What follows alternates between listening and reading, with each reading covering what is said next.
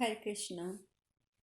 भीमसेन ने आगे कहा, तुझ पर मेरा विश्वास नहीं रह गया था।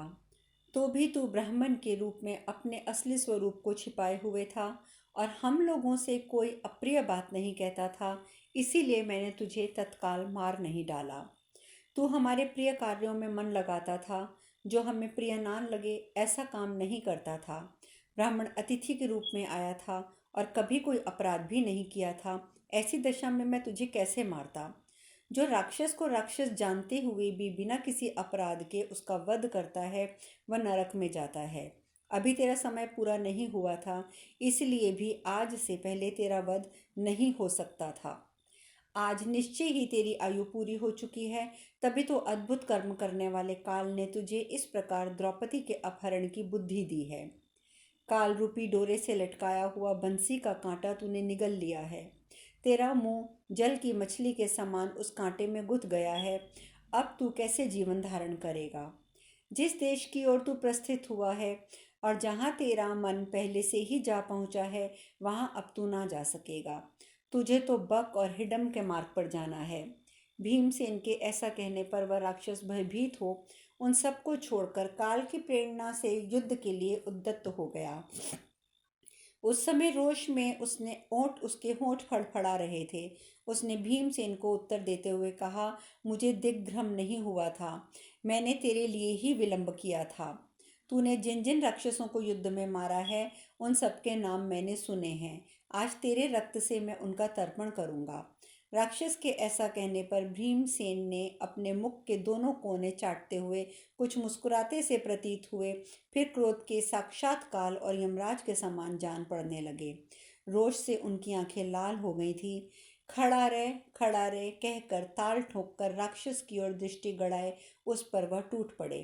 राक्षस भी उस समय भीमसेन को युद्ध के लिए उपस्थित देख बार बार मुंह फैलाकर मुंह के दोनों कोने चाटने लगा। जैसे बलिराजा व्रजधारी इंद्र पर आक्रमण करता है, उसी प्रकार कुपित हो उसने भीमसेन पर धावा किया। भीमसेन विस्थिर होकर उससे युद्ध के लिए खड़े हो गए और वह राक्षस भी निश्चिंत हो उसके साथ वायु युद्ध की इच्छा करने लगा। उस समय उन दोनों के बीच बहुत भयंकर युद्ध होने लगा।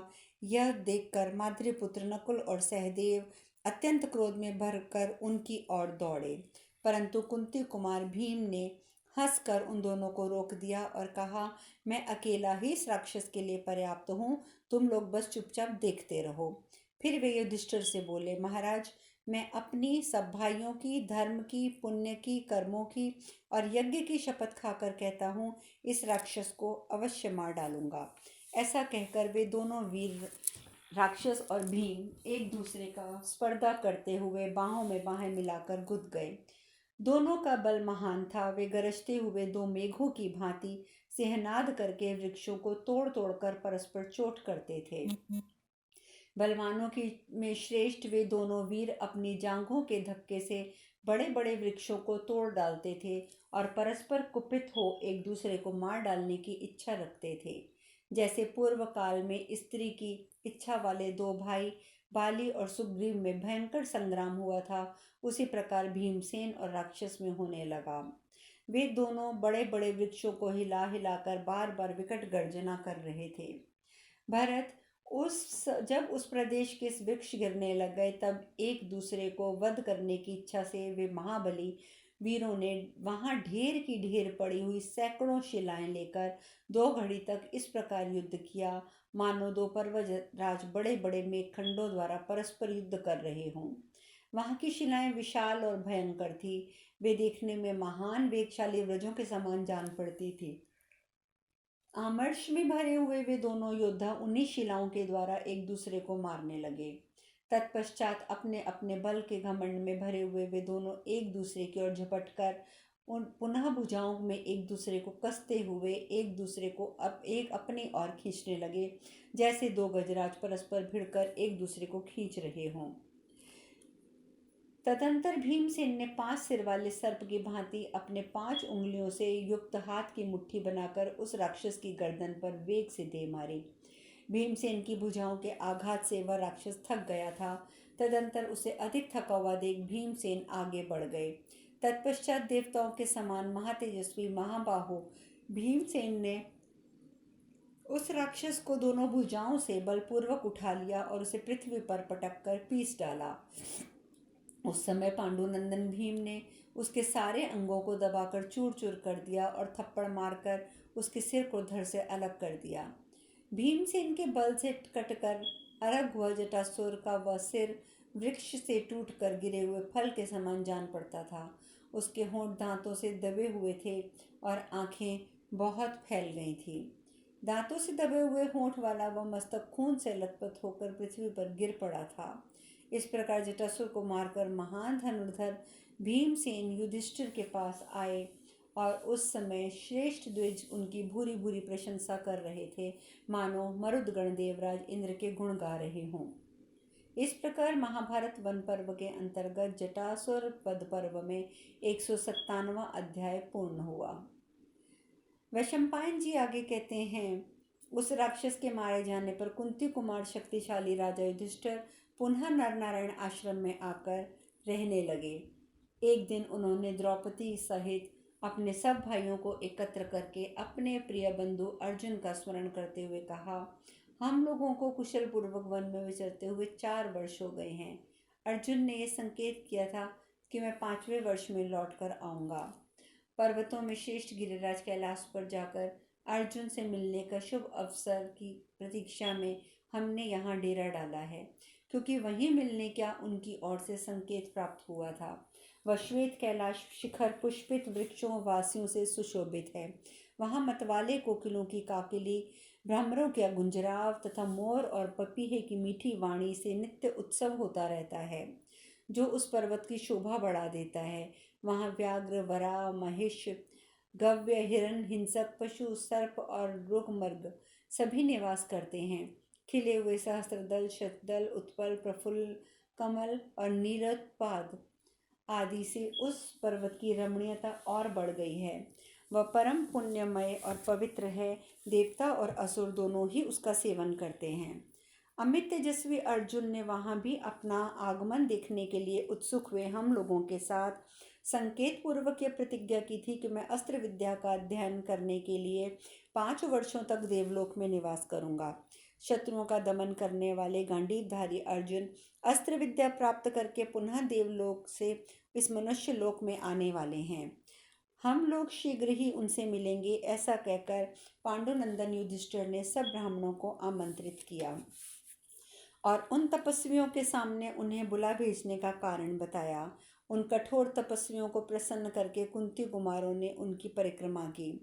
उस समय ब्राह्मणों ने कुशल मंगल के साथ उन सबके अभीष्ट मनोरथ पूर्ति का अनुमोदन किया और कहा, भरतश्रेष्ठ, आज का ये क्लेश शीघ्र ही सुखद भविष्य के रूप में परिणित हो जाएगा।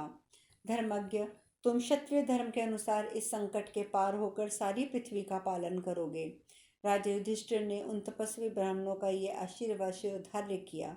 वे परम तप नरेश उन ब्राह्मणों और भाइयों के साथ वहां से प्रस्थित हुए। घटोत्कच आदि राक्षस भी उनकी सेवा के लिए पीछे पीछे चले। राजा युधिष्ठिर महर्षि लोमश के द्वारा सर्वथा सुरक्षित थे। उत्तम व्रत का पालन करने वाले वे महातेजस्वी भूपाल कहीं भी भाइयों से पैदल चलते और कहीं राक्षस लोग उन्हें पीठ पर बैठा कर ले जाते।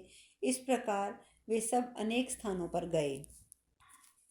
तदंतर राजा युधिष्ठिर अनेक क्लेशों का चिंतन करते हुए सिंह, व्याघ्र और हाथियों से भरी हुई उत्तर दिशा को चल दिए।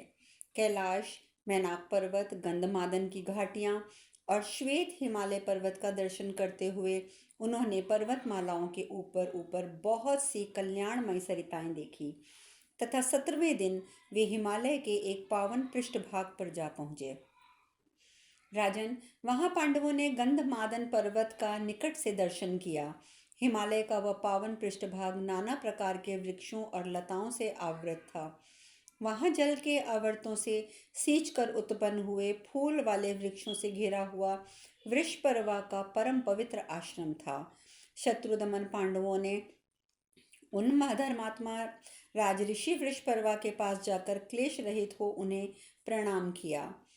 उन राज ऋषि ने भरत कुलभूषण पांडवों का पुत्र के समान अभिनंदन किया और उनसे सम्मानित होकर वे शत्रुदमन पांडव वहां 7 रात तक ठहरे। 8वें दिन उस विश्वविख्यात राजऋषि वृषपर्वा की आज्ञा ले उन्होंने वहां से प्रस्थान करने का विचार किया। अपने साथ आए हुए ब्राह्मणों को उन्होंने एक एक करके वृषपर्वा के यहाँ धरोहर की भांति सौंपा। उन सब का पांडवों ने समय समय पर सगे बंधु की भांति सत्कार किया था। ब्राह्मणों को सौंपने के पश्चात पांडवों ने अपनी शेष सामग्री भी उन्हीं महामना को दे दी। तदंतर पांडु पुत्रों ने वृषपर्वा के ही आश्रम में अपने यज्ञ पात्र और रत्नमय आभूषण भी रख दिए।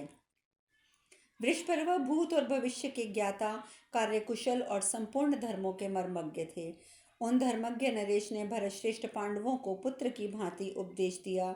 उनकी आज्ञा पाकर महामना पांडव उत्तर दिशा की ओर चले। उस समय उनके प्रस्थान करने पर महातेजस्वी राजऋषि वृषपर्वा ने पांडवों को उस देश के जानकर अन्य ब्राह्मणों के सुपुर्द कर दिया और कुछ दूर पीछे पीछे जाकर उन कुंती कुमारों को आशीर्वाद देकर प्रसन्न किया। तत्पश्चात उन्हें रास्ता बताकर वृषपर्वा लौट आए। फिर सत्य पराक्रमी कुंती नंदन युधिष्ठिर महाराज अपने भाइयों के साथ पैदल ही वृषपर्वा के बताए हुए मार्ग पर चले, जो अनेक जाति के मृगों के झुंडों से भरा हुआ था। वे सभी पांडव नाना प्रकार के वृक्षों से हरे भरे पर्वतीय शिखरों पर डेरा डालते हुए चौथे दिन श्वेत पर्वत हिमालय पर जा पहुंचे, जो महामेघ के समान शोभा पाता था। वह सुंदर शैल शीतल सलिल राशि से संपन्न था और मणि, सुवर्ण, रजत और शिलाखंडों का समुदाय रूप था। हिमालय का वह रमणीय प्रदेश अनेक कंदराओं और निर्झरों से सुशोभित, शिलाखंडों के कारण दुर्गम और लताओं और वृक्षों से व्याप्त था। पांडव वृषपर्वा के बताए हुए मार्ग का आश्रय ले नाना प्रकार के वृक्षों का अवलोकन करते हुए अपने अभीष्ट स्थान की ओर अग्रसर हो रहे थे। उस पर्वत के ऊपर बहुत से अत्यंत दुर्गम गुफाएं थी और अनेक दुर्गम प्रदेश थे। पांडव उन सबको सुखपूर्वक लांघकर आगे बढ़ गए। पुरोहित, धौम्य, द्रौपदी, चारों पांडव और महर्षि लोमश, ये सब लोग एक साथ चल रहे थे, कोई पीछे नहीं छूटता था। आगे बढ़ते हुए मैं महाभाग पांडव पुण्यमय माल्यवान नामक महान पर्वत पर जा पहुँचे, जो अनेक प्रकार के वृक्षों और लताओं से सुशोभित तथा अत्यंत मनोरम था। वहाँ मृगों के झुंड विचरते और भांति भांति के पक्षी कलरव कर रहे थे। बहुत से वानर भी उस पर्वत का सेवन करते थे। उसके शिखर कमल मंडित सरोवर, छोटे छोटे जलकुंड और विशाल वन थे। वहां से उन्हें गंधमादन पर्वत दिखाई दिया, जो किम पुरुषों का निवास स्थान था। सिद्ध और चारण उसका सेवन करते थे। उसे देखकर पांडवों को रोम रोम हर्ष से खिल उठा। उस पर्वत पर विद्याधर विहार करते थे, किन्नरनियां क्रीड़ा करती थीं, झुंड के झुंड हाथी और सिंह और व्याघ्र निवास करते थे। शर्भों के सिंहनाद से वह पर्वत गूंजता रहता था। नाना प्रकार के मृग वहां निवास करते थे। गंधमादन पर्वत पर वह वन नंदन वन के समान मन और हृदय को आनंद देने वाला था। वे वीर पांडु कुमार बड़े प्रसन्न होकर क्रमशः उस सुंदर कानन में प्रविष्ट हुए, जो सबको शरण देने वाला था। उनके साथ द्रौपदी तथा पूर्वोक्त महामना ब्राह्मण भी थे। वे सब लोग विहंगों के मुख से निकले हुए अत्यंत मधुर, सुंदर, श्रवण सुखद, मादक और मोदक जन शुभ शब्द सुनते हुए, सभी ऋतुओं के पुष्पों और फलों से सुशोभित एवं उनसे भार से झुके हुए वृक्षों को देखते हुए आगे बढ़ रहे थे। इन वृक्षों पर निवास करने वाले चकोर, मोर, भिंगराज, तोते, कोयल, कलंग, भिंक, हारीत, चकवा, प्रियक, चातक तथा दूसरे प्रकार के पक्षी श्रवण सुखद मधुर शब्द बोल रहे थे। वहां चारों ओर जलचर और जंतुओं से भरे हुए मनोहर सरोवर दृष्टिगोचर होते थे, जिनमें कुमुद, पंडुरी, कोनद, हंस, बक, मृदुग, कितने ही जलचर पक्षी कमलों के मकरंद का पान करते हुए मद से मतवाले और हर्ष से मुग्ध हुए सरोवरों में सब और फैले थे। कमलों से भरे हुए तालाबों में मीठे स्वर से बोलने वाले भ्रमरों के शब्द गूंज रहे थे। इस प्रकार वे नरश्रेष्ठ गंधमादन के शिखरों पर पद्मशण मंडित तालाबों में सब और देखते हुए आगे बढ़ रहे थे। वहाँ लता मंडपों में मिनरियाँ साथ नाचते हुए मोर मोरनियाँ दिखाई देते थे, जो मेघों की मृगम तुल्य गंभीर गर्जना सुनकर अत्यंत उन्मत्त हो रहे थे। पर्वतों के शिखरों पर अधिकाधिक संख्या में सुनहरे कुसुमों से सुशोभित सुंदर शेफालिका के पौधे लगे थे, जो कामदेव के तोमर नामक बाणों से प्रतीत होते थे। इसी तरह शाल, तमाल, पाटल, बकुल आदि वृक्ष भी शैल शिखरों की धारण धारण में माला की भांति सुशोभित हो रहे थे। वे वीर पांडव चारों ओर सुगंधित पुष्प मालाएं, सरसफल, मनोहर और कमल वृक्ष वालियों को क्रमशः देखते हुए गंधमादन पर्वत के वन में प्रविष्ट हुए। वहां पहुंचकर उन सब की आंखें आश्चर्य से खिल उठी।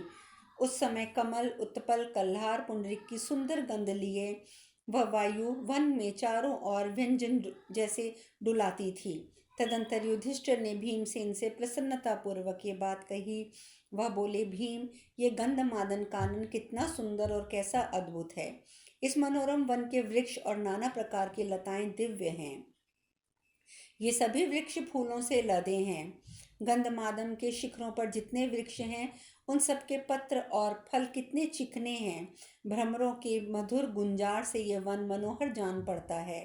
देखो, हाथियों हाथिनियों से इस तालाब में घुसकर मथ डालते हुए कितने सुंदर प्रतीत होते हैं। वृकोदर, हम लोग ऐसे स्थान पर आ गए हैं जो मानवों के लिए अगम्य है। जान पड़ता है कि हम सिद्ध हो गए हैं। कुंती नंदन, गंधमादन के शिखरों पर ये फूलों से भरे हुए उत्तम वृक्ष इस पुष्पित लताओं से अलंकृत होकर कैसे शोभा पा रहे हैं। भीम, इन पर्वत शिखरों पर विचरते हुए मोर और मोरनियां कितने सुंदर लग रहे हैं। पार्थ, वृक्षों की ऊंची शिखाओं पर बैठे हुए लाल, गुलाबी, पीले रंग के चकोर पक्षी जैसे एक दूसरे को देखते हुए मुस्कुरा रहे हैं। इधर देखो, ये कमल के समान कांति वाले गजराज, जिनके 4 दांत शोभा पा रहे हैं, ये कितने सुशोभित हो रहे हैं। नाना प्रकार के रजतमय धातु इस महान पर्वत की शोभा बढ़ा रहे हैं। कहीं हरित ललित संबंधी धातु है, कहीं हिंगुल संबंधी, कहीं मैनसिल्फ की गुफाएं हैं जो संध्याकालीन लाल बादलों के समान जान पड़ती हैं। अब शेष कथा कल। हरे कृष्णा।